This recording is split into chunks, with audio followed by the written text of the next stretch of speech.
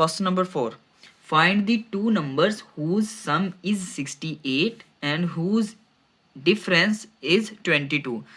Question के अंदर कह रहा है कि दो नंबर हैं जिनको हम ऐड करें यानी सम करें, उनका आंसर आएगा 68 के इक्वल, जबकि उन्हीं दोनों को हम माइनस करें तो हमारा आंसर आता है 22.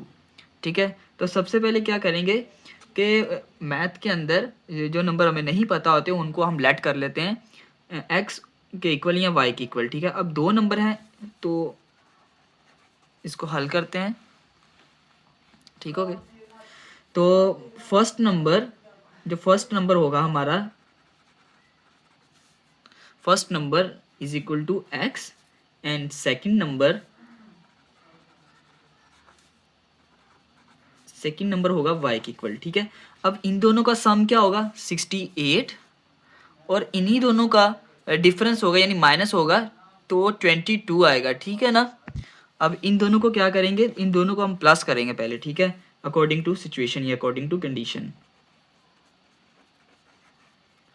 According to condition. ठीक है, अब इन दोनों को करेंगे प्लस. तो पहले है सम की इक्वेशन यानी x plus y is equal to किसके इक्वल है 68 के. इसी तरह डिफरेंस की इक्वल है यानी x minus y is equal to 22. ठीक है, अब हमने इसके अंदर x और y की वैल्यू क्या करनी है, फाइंड करनी है. तो क्या करेंगे, इन दोनों इक्वेशंस को, इसको लेट कर लेते हैं इक्वेशन 1, इसको लेट कर लेते हैं इक्वेशन 2. अब इन दोनों इक्वेशन को ऐड करेंगे, एडिंग. ठीक है, एडिंग द इक्वेशन 2 1 एंड 2.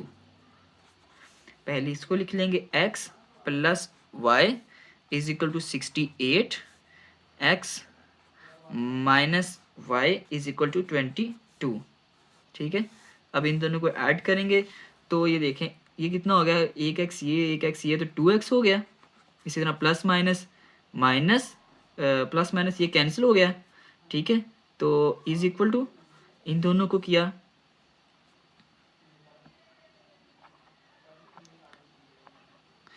अब इन दोनों को क्या करेंगे, इन दोनों को ऐड करेंगे तो ये हो जाएगा 8 और 2 10, 1 कैरी, 6 और 2 8 और 8 में 1 ऐड किया तो 9 यानी 90 आ गई.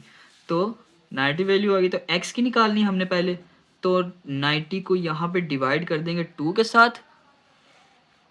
तो 90 को डिवाइड करेंगे यहाँ पे 2 के साथ तो हमारे पास वैल्यू आ जाएगी 45 यानी x की वैल्यू हमारे पास कितनी है 45 वैल्यू आ गई. अब हमारे पास x की वैल्यू आ गई है, इसको हम चाहे इक्वेशन 1 के अंदर पुट कर दें या इक्वेशन 2 के अंदर पुट कर दें, हमारी y की वैल्यू निकल आएगी. तो इक्वेशन 1 के अंदर हम पुट करेंगे इसको, value of x put in to equation 1. तो 1 के अंदर इसको पुट कर देंगे, तो पहले x plus y is equal to 68. तो x इसी तरह, x की वैल्यू हमारे पास क्या है 45 लिखा,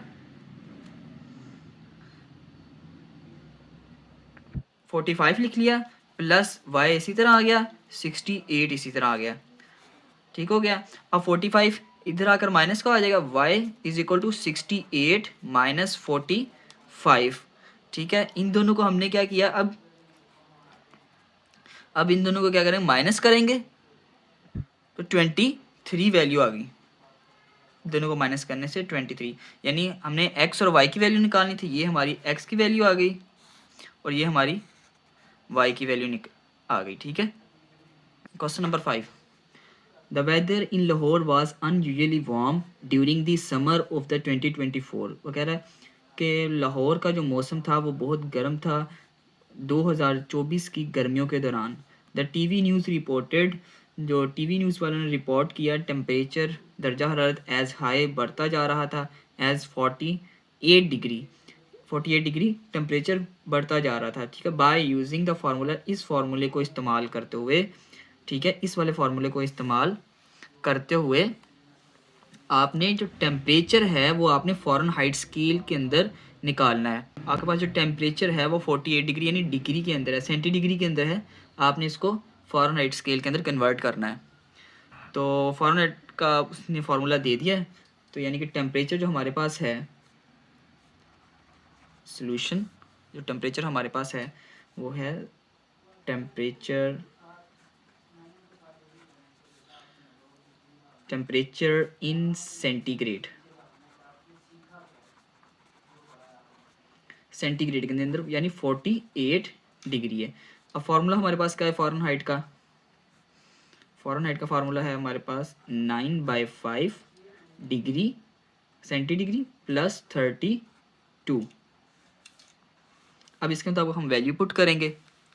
सेंटी डिग्री की हमारे पास वैल्यू थी 48 डिग्री, यानी कि इसकी जगह हम 48 डिग्री पुट करेंगे। तो 9/5 48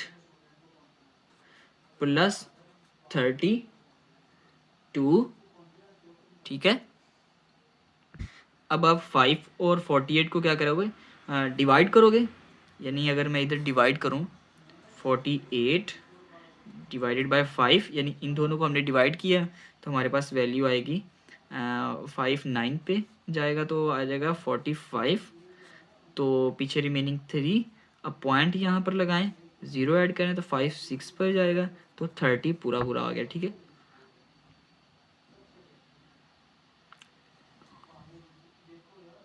तो ये पूरा पूरा यानी कि ये वैल्यू हमारे पास आ गई 9.6। तो यानी कि हम लिख सकते हैं इज इक्वल टू 9/, यानी कि 5 नहीं लिखेंगे, 9 मल्टीप्लाई 6.5, इन दोनों को डिवाइड करने से 6.5 वैल्यू आई, प्लस 3 2, ठीक है। अब क्या करना है हमने, तो अब इन दोनों को क्या करेंगे, हम इन दोनों को मल्टीप्लाई करेंगे तो हमारे पास वैल्यू आ जाएगी 86.4 plus 32 is equal to Fahrenheit, ठीक हो गया। अब इन दोनों को ऐड किया तो हमारे पास वैल्यू आ गई 11 8 ये हमारे पास 0.4 वैल्यू आ गई, ये अब फ़ारेनहाइट के अंदर कन्वर्ट हो गया। Question number 6, the sum of ages of the father and son is 72। अब यहाँ से यहाँ तक की जो इक्वेशन है, यहाँ से यहाँ तक की जो लाइन है वो ये कह रही है कि अगर हम फादर की एज को और सन की एज का सम लें तो हमारे पास वैल्यू आती है 72, ठीक है। तो पहले ये इस वाली लाइन के मुताबिक हम सॉल्व करते हैं, सॉल्यूशन लेट कर लेते हैं। फादर की एज हमें नहीं पता तो उसको लेट कर लेते हैं एक्स के equal, father's age is equal to x. इसी तरह सन की एज का नहीं पता तो इसको भी हम लेट कर लेंगे वाई के इक्वल। अब वो कह रहे हैं दोनों को जो सम है, यानी कि दोनों को जो सम फादर की एज का और सन की एज का जो सम है, अगर दोनों को सम करें तो हमारे पास वैल्यू होती है 72। अब दोनों को क्या करेंगे, ऐड कर लेंगे अकॉर्डिंग टू कंडीशन,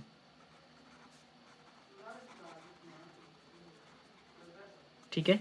तो x plus y is equal to 72, तो ये हमारी बन गई इक्वेशन 1। अब दूसरी बात थी इसमें कि 6 year ago father's age was 2 times the age of son. अब दूसरी बात इसके अंदर ये इम्पोर्टेंट है कि जो फादर की जो एज है वो 6 साल पहले कितनी थी, और इसी तरह सन की जो एज थी 6 साल पहले कितनी थी। यानी कि 6 साल अगो का मतलब यहाँ पे ये होगा कि फ़र्ज़ करें कि फादर की एज थी हमारे पास 40, ठीक है। अब 40 एज थी, अब उसने कहा 6 साल पहले फादर की एज कितनी थी, तो हम क्या करेंगे 6 को माइनस कर देंगे तो हमारे पास वैल्यू क्या आएगी 34। ठीक है, तो इसका मतलब ये हुआ कि हमने माइनस करना है, यानी कि फादर की एज हमें नहीं पता तो उसमें से हमने 6 को माइनस करना है। ठीक है, तो अकॉर्डिंग टू कंडीशन इधर भी यही लिखेंगे, अकॉर्डिंग टू कंडीशन। तो फादर की एज हमें नहीं पता थी तो यहाँ पे लिख लेंगे फादर्स एज 6 ईयर अगो, 6 ईयर अगो। तो क्या है, फादर की एज हमने लेट की थी एक्स की इक्वल, तो उसको माइनस करेंगे 6 के साथ। इसी तरह सन की एज के साथ भी ऐसे ही करेंगे, सन की एज के साथ बिल्कुल यही चीज़ लिखेंगे, y माइनस 6। अब वो कह रहा था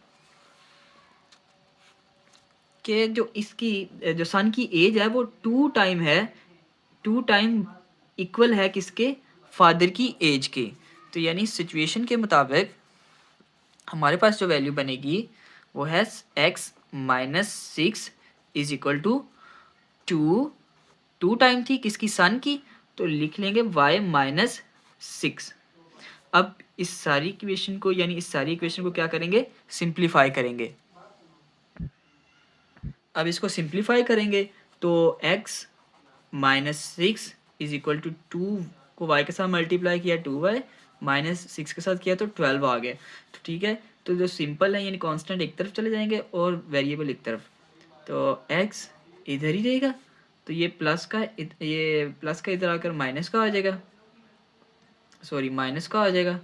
2y इज इक्वल टू ये माइनस का इधर आकर प्लस का आ जाएगा, तो हमारे पास वैल्यू आ गई -6। इन दोनों को प्लस माइनस किया तो -6 आ गया।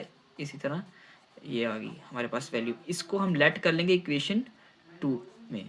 ठीक है, बेसिकली हमने वैल्यू फाइंड करनी है, यानी कि सन की एज। अब जो तीसरी बात है, सन की एज को हमने फाइंड करना है। अब जो थर्ड था कि what was the son's age 6 year ago, अब हमने सन की एज को फाइंड करना है। ठीक है, तो हमने इन दोनों इक्वेशन के ज़रिए, एक ये वाली इक्वेशन और दूसरी हमारे पास ये वाली इक्वेशन है, इन दोनों के ज़रिए हमने वैल्यू निकालनी है। अब दोनों इक्वेशन को क्या करेंगे, सब्ट्रैक्ट करेंगे। तो सब्ट्रैक्टिंग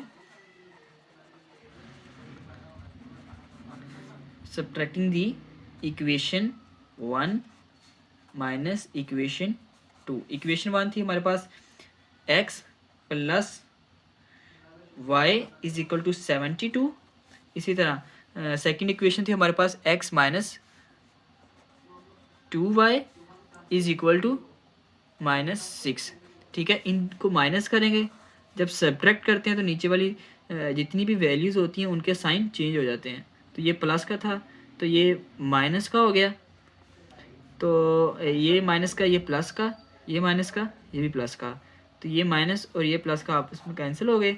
इन दोनों किया तो 3y इज इक्वल टू, इन दोनों किया तो हमारे पास वैल्यू होगी 78। ठीक है, अब y इसके साथ मल्टीप्लाई हो रहा था 3 के साथ, तो 3 इधर आकर डिवाइड हो गया, 3 इसके साथ क्या आ जाएगा, डिवाइड हो जाएगा।